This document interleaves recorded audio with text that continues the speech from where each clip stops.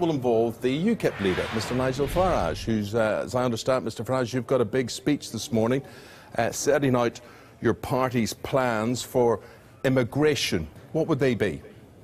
They would be, number one, to be honest, and to admit that as members of the European Union, the other parties would rather we didn't even discuss the fact that we can't control our borders because we have a total open door to southern and eastern Europe. But once we've established that fact, it's to look to the future.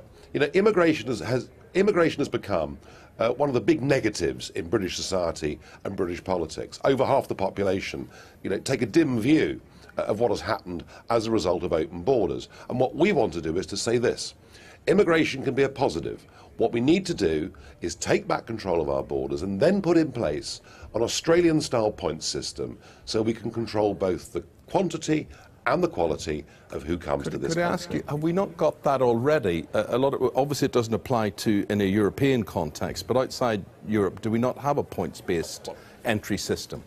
If we have an open door to 500 million people, it's pretty pointless to think we have an immigration policy of any kind at all. And one of the odd things that's been happening is we've found people from Commonwealth countries and the rest of the world who were really quite ably qualified, who found it difficult to get into Britain because we've got the open door to so much unskilled migrant labour. We would end discrimination based on the country that people come from. Let's just look and find the best people. OK, so you want the best and you'll forget the rest? We want the best people, and we do not believe this country needs any more unskilled migrant labour. We already have a lot of it in this country, and we also have a lot of Britons that are out there trying to get work and finding it very difficult. Now, you don't need me to tell you that the typical cry and retort back to you at this stage is, no, but immigration contributes to our economy. How would you reply to that? I would reply to that by saying, tell that to the mother who can't get her 5-year-old into the local primary school because it's full. Tell that to people in parts of the country where the accident and emergency crisis over the course of this winter is chiefly caused by a very big increase in the population of the local area. And tell that to people out there earning minimum wage or on low pay who have seen their wages compressed over the course of the last 10 years because of this oversupply in the unskilled labour market. So basically you're saying whether they contribute to the economy or not, they're still going to use the infrastructure, so one price negates the other one. They're still going to use schools, still going to use hospitals, roads, that sort of thing. So it doesn't matter what they're bringing in, it doesn't compensate for what they're going to use. I think there is an argument here that says that actually some things are more important even than discussing money. And what I mean by that are our communities, our sense of cohesion, our feeling of togetherness in where we live, in our villages, our towns and our cities. And I think there's no doubt that over the last 15 years, our societies have become more divided because we've pursued a wholly irresponsible immigration policy. Okay. So I think community really matters. Yes, well, you've just broken up the community here in the studio because my newspaper reviewers, one of them in particular, is going apoplectic here beside me, so I'm going to let her speak, and this is Natasha Devon. Natasha, this is Mr Farage.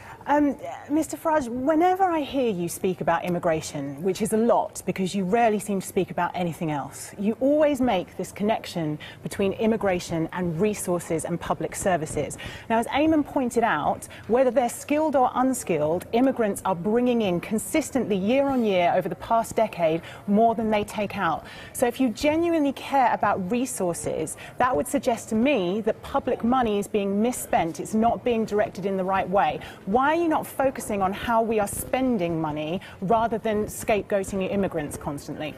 Well, let me be clear, I'm not scapegoating anybody, but let me be clear that with an Australian-style point system, with a positive future for immigration, anyone that comes to Britain will have to bring their own medical insurance, they'll have to prove they haven't got a criminal record, they'll have to show they haven't got a life-threatening disease, and they won't qualify for any benefits until they've paid into the system for a period of 5 years. Now, once we get to that position, there is no question that you and I will agree that economically and socially immigration is a very good thing for the country. Now, a lot of people will have listened to Mr Farage's answer and said, that's just common sense. They used to be starting.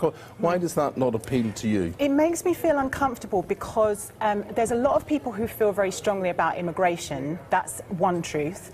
And resources are no doubt overstretched. That's another truth. But making a connection between those two truths and then coming up with the answer that immigrants are responsible for overstretched resources is the sort of thing that Hitler would do. They're not helping those resources. Is it not better for you to feel uncomfortable than the country to be broke, may be the argument? I think that we are misdirecting our attention, and we need to look at public spending and how we're spending public money. OK, let's talk numbers now. And you don't want to put numbers on all of this. Why do you not want to put numbers on who you're going to let in? Oh, well, look, last year there were 27,000 people who came to Britain who, without a doubt, would have passed the Australian-style point system test. But, of course, that figure will vary year on year. What I'm saying is we're setting out a policy today that will drastically reduce net migration into the United Kingdom, but I don't want to obsess about caps. You know, there is this sort of cap culture where the media and political parties are always talking about caps and floors and ceilings.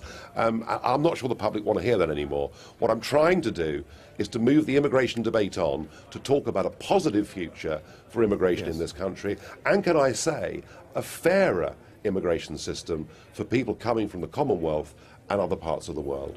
But why have you moved it on from the party conference towards the end of last year, where you very strongly had figures of 50,000 cap?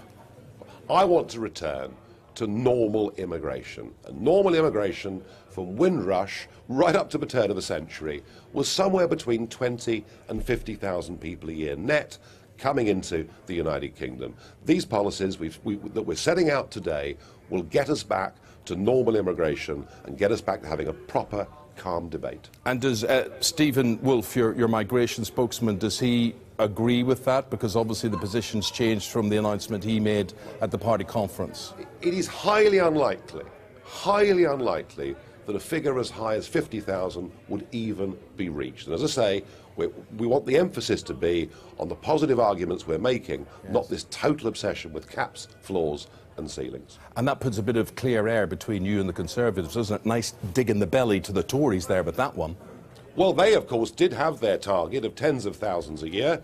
And we saw the figures last week, and it was nearly 300,000 people in the last year. It is totally out of control.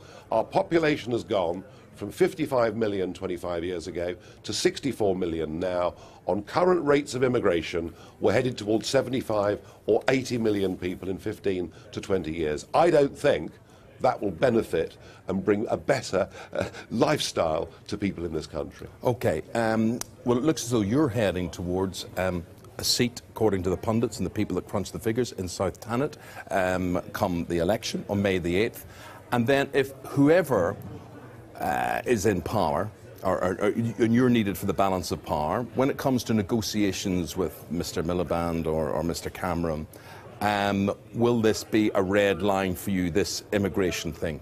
Well, we cannot get back control of immigration. We can't put in place the Australian-style point system, which the overwhelming majority of the British public want, until first we get a referendum on our relationship with the European Union so that we can take back control. At the moment, Mr Miliband says he won't hold a referendum under any circumstances. So, you know, if UKIP did find themselves in a strong position, there wouldn't really be any point in even having a conversation with Mr Miliband. Mr Cameron reluctantly now has offered a referendum, having for some time said he wouldn't have one, and that's a conversation we'd have. But as I say, you know, people do need to understand this. We cannot have a proper immigration policy if we stay members of the European Union. Just before I say goodbye to you, a quick roundup, big response to all that you've been talking about today, Isabel? Yeah, our viewers have been listening to this. Simon Mason's got in touch. He said, can we actually see the mechanics of this, Mr Farage? How many points for a hairdresser or a mechanic, and who decides? And Tommy adds to that, how many points would Mr Farage's German wife score? Well, she would have scored a lot of points because when she came to Britain, you know, she and settled here, she was in a high-earning job, you know, and paying for herself. Stephen Woolfe, our immigration spokesman, he'll be the main speaker today, not me. You know, this is not a one-man band, UKIP, far, far from it, and he will lay out these points today and explain not only how the system will be put in place, but how we put a watchdog in charge of making sure that it happens properly. OK, Nigel Farage, thank you very much indeed for your time today. Appreciate it. Thank you.